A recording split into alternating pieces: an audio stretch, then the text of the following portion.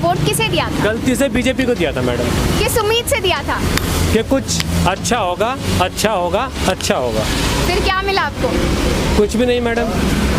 कभी नोटबंदी, कभी लॉकडाउन, कभी जीएसटी, कभी तेल महंगा, ये मिला मैडम। कौन सी पार्टी को वोट दिया था? मैम 2017 में मैंने बीजेपी को वोट दिया था।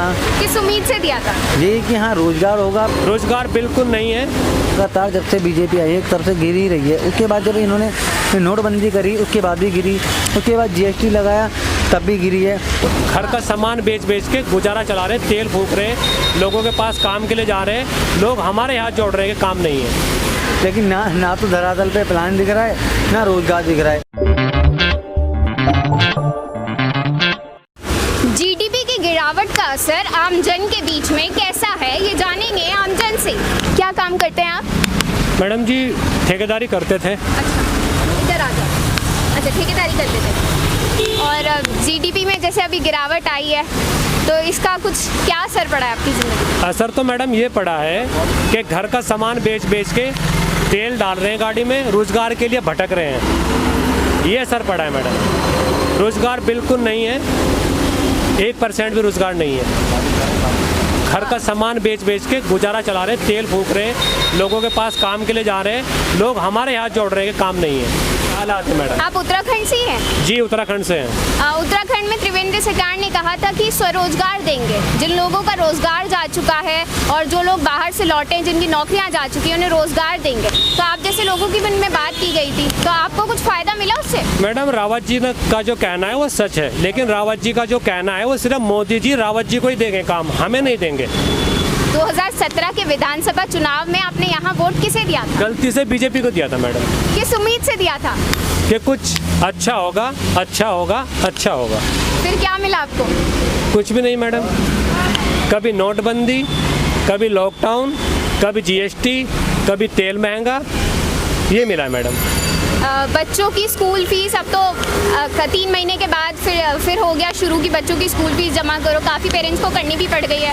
आपका हाल कैसा है? मैडम जी फीस दूर की बात गई, हम बच्चों का दूध का पूरा नहीं फाड़ पा रहे, तो फीस कहाँ से जमा करेंगे? जी आपको पता ही है जीडीपी कितनी लगातार जब से बीजेपी आई है एक तरफ से गिर ही रही है। उसके बाद जब इन्होंने नोटबंदी करी उसके बाद भी गिरी, उसके बाद जीएसटी लगाया तब भी गिरी है। तो हर युवा कहें तो अगर मैं क्या जितने भी युवा हैं एक तो बेरोजगारी की कगार पर आ गए। बेरोजगारी की कगार के आने के बाद में आप देख रहे होंगे कि कहीं कोई रोज़गार नहीं है। तो जब रोज़गार नहीं है तो जीडीपी कैसे अपना डेवलप होगी, है ना मैम?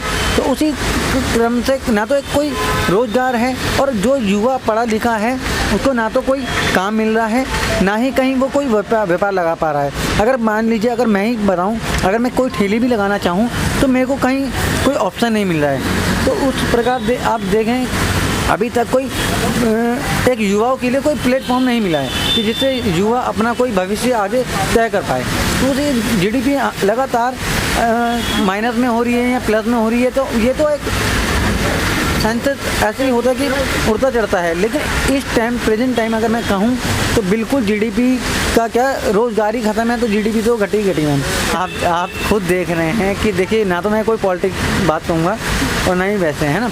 तो आप खुद देखिए कि जो कोरोना काल मतलब मार्च से और अब सितंबर आ गया है, सितंबर से ना तो कोई रोज़गार है ना? रोज़गार जब नहीं है तो अगर बीजेपी की बात की जाए तो अगर इन्हें लग रहा है तो आप धरातल पे समस्या देखें इनकी, है ना? हर एक युवाओं की हर एक रोज़गार जो रोज़गार चलाता था मार्च से पहले उससे जाके बात घर घर जाके बात करें तो खुद पता पड़ जाएगा। अगर बात कहें जो पर्यावसी थे जो आए यहाँ थे काम करने आए थे वो भी खाली हाथ लौट गए, क्योंकि उन्हें पता है कि कोई ना तो काम रहा और ना ही कोई एक धरातल पे कोई रोज़गार रहा। तो क्या करेंगे हम? चलिए मैं मानता हूँ कि कोरोना भगवान की है करतूत हैं, तो भगवान ने तो कोरोना नहीं करना, कोरोना तो कहाँ से आया वो तो सभी को पता है, ठीक है? अगर इसमें भगवान की मार है तो उसमें रोज़गार जो फ्लॉप हो गया है वो भी भगवान की मार ही है, आप लोगों को कुछ नहीं है ना।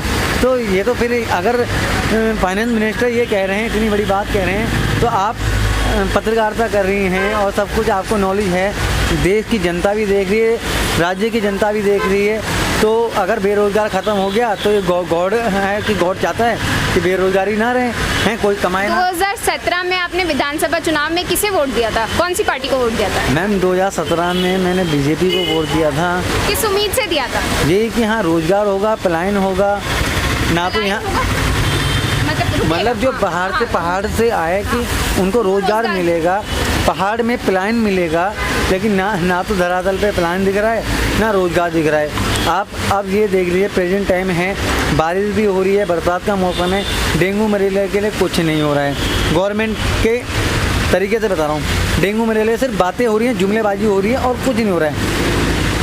रोड अगर देखा जाए, बरसात हो रही है, रोडों पे काम, मतलब कहने का मतलब रोडों पे गड्ढे हैं इनके कहने से, लेकिन मैं कह रहा गड्ढों पे रोड हैं, सही बात है ना।